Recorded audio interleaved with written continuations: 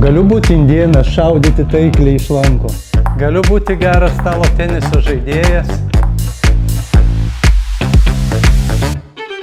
Galiu būti geras kovotojas. Galiu būti ir geras baikeris. Važiuojam! Tai buvo mano hobis, kuris padeda mano brokerio profesijai. Labai daug yra brokerių, kurie apmokomi kito brokerio arba lektoriaus ir gauna tokį maždaug sertifikatą. Aš esu brokeris, baigęs brokerio kursus, kurie truko 7 mėnesius ir laikiau egzaminus ir gavau tokį brokerio diplomą.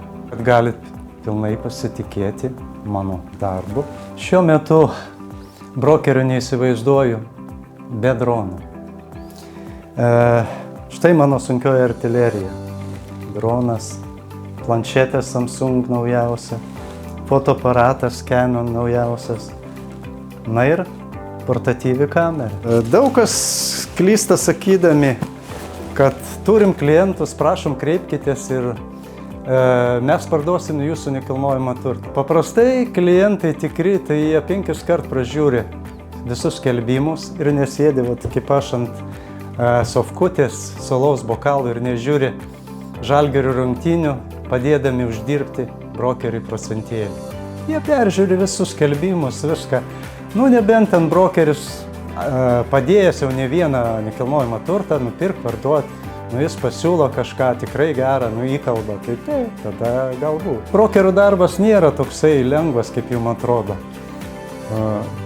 Kartais susitinka klientas išpasakoja viską, kad čia viskas sutvarkyta naujai, šildymas, kondensacinis, viskas ten. O kai pasižiūri, įeini į registrų centrą, įsitrauki, tai ten pasirodo, kad sandėliukas visai šildymo nėra ir vandens netgi.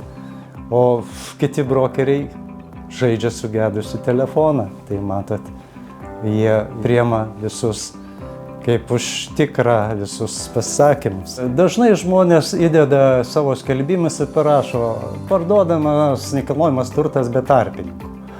Bet kartais be tarpininkų tas turtas yra daug brangesnis negu su tarpininkais. Nes jeigu profesionalus brokeris, tai jisai pataria, pažiūri rinkos kainą apie tą vietą, kas yra parduota ant sandoriai ir aplamai pataria. Daug kas iš brokerių neįvardina, kad kainos yra 3. Pirma kaina yra masinis vertinimas registrų centro, kuris kiekvienais metais yra paskelbiamas.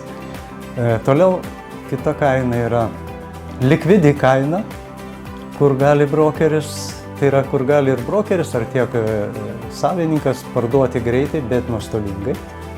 Ir trečia kaina yra komercinė kaina, kurią tiek ir brokeris nori gauti, tiek ir savininkas, pardavėjas.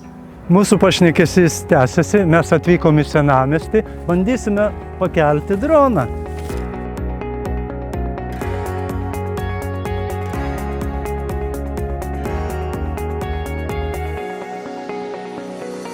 Taip ir fotografuojam, filmuojam. Lokacijos vietą labai gerai matyti. Rinkitės Tvirtovės nekilnojamo turto brokerį. Jis padės sutvarkyti dokumentus, surašys preliminarią sutartį ir užsakys sandorį pas notarą. Tvirtovė tai yra jėga, pilis.